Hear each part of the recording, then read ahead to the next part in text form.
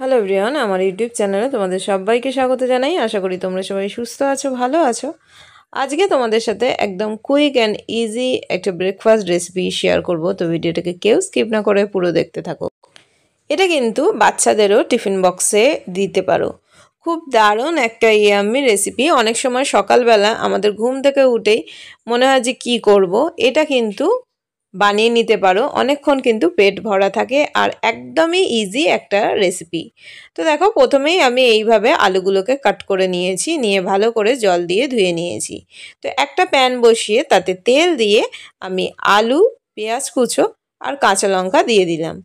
ঝাল আর নুনটা কিন্তু অবশ্যই যে যেমন খাও সেটা বুঝে দেবে।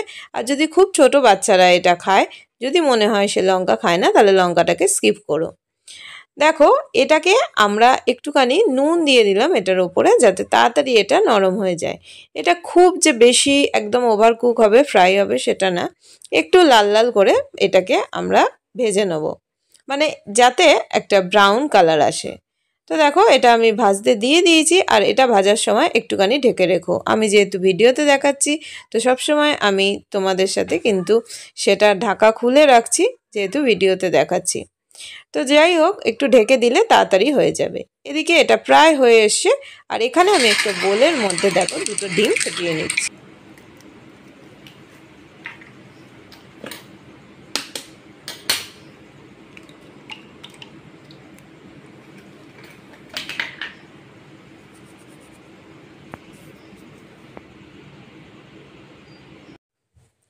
এর মধ্যে আমি একটুখানি নুন আর একটুখানি লঙ্কার গুঁড়ো নিয়ে ভালো করে এটাকে কিন্তু ফেটিয়ে নেব, তো যেন এর মধ্যে কোনো লাম্পস না থাকে।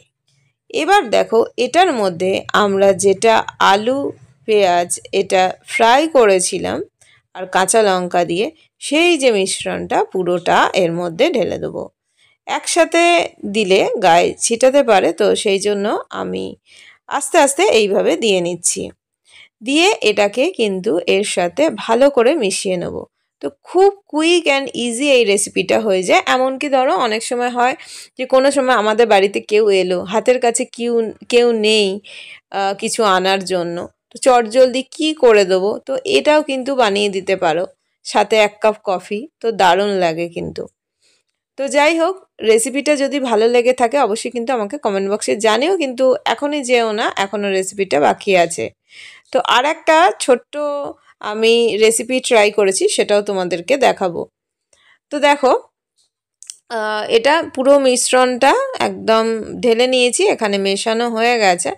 তো এদিকে আমি ওই যেখানে আমি আলু পেঁয়াজটা ভেজেছিলাম, তাতেই আলাদা করে কোনো প্যান নেওয়ার দরকার নেই।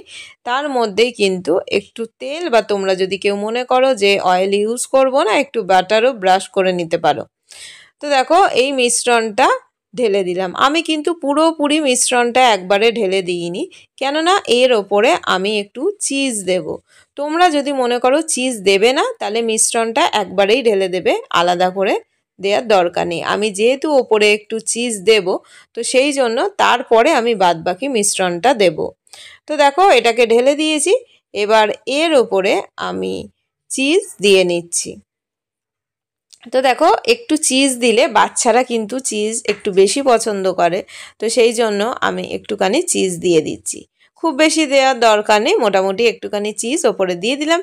এবার যে বাদবাকি মিশ্রণটা আছে, সেই মিশ্রণটা এর ওপরে দিয়ে দিলাম। আবারও বলছি, কেউ যদি চিজ না দাও, তাহলে মিশ্রণটা এইভাবে দেওয়ার দরকার নেই, তাহলে মিশ্রণটা একবারে দিয়ে নেবে। তো দেখো, দেয়া হয়ে গেছে। এবার মিশ্রণটা চলো এর ওপর দিয়ে বাদবাকি যেটা আছে সেটা দিয়ে এটাকে একটা হাতার সাহায্যে আমি স্প্রেড করে দেবো। তো দেখো, আমি হাতার সাহায্যে এইভাবে কিন্তু স্প্রেড করে দিচ্ছি। এবার এটা স্প্রেড করা হয়ে গেল, এবার এটাকে আমরা উল্টে দেবো। কিন্তু যেহেতু এটা অনেকটা পরিমাণে অনেকটা দেখবে একটু ফ্লাপি টাইপের হবে, তো সেই জন্য এটা কিন্তু খুন্তি দিয়ে উল্টাতে পারবো না। এর আগেও তোমাদের সাথে আমি এই ধরনের একটা রেসিপি শেয়ার করেছিলাম। এটা কিন্তু আমাদের একটা থালার সাহায্যে উল্টাতে হবে। তো যখন উল্টাবে, যেহেতু গরম থাকে, পারলে গ্যাসটা বন্ধ করে দেবে, তারপরে আবার কিন্তু গ্যাসটা ধরিয়ে নেবে। তো এটা উল্টে দিলাম, থালার ওপরে নিয়ে নিয়েছি। দেখতেই পাচ্ছ কত স্মুথলি থালার ওপরে এটা আমি ঢেলে নিয়েছি।